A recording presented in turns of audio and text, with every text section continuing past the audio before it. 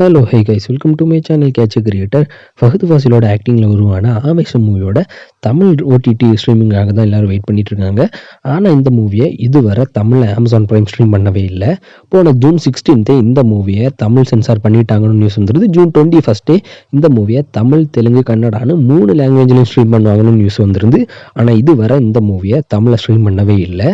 லேட்டஸ்ட்டாக இப்போ அந்த மூவியை போன ஜூன் 28 டிஸ்னி ப்ளஸ் ஹாட் ஸ்டாரில் ஹிந்தி லாங்குவேஜில் ஸ்ட்ரீம் பண்ணியிருந்தாங்க, தமிழில் ஸ்ட்ரீம் ஆகலை. இப்போ இந்த மூவியை தமிழில் எப்போ ஸ்ட்ரீம் பண்ணுவாங்கன்னு பார்த்தீங்கன்னா ஒன்றில் ஜூலை 1 வீக் இல்லைனா ஜூலை 2 வீக் ஸ்ட்ரீம் ஆகும்னு சான்ஸ் இருக்குது.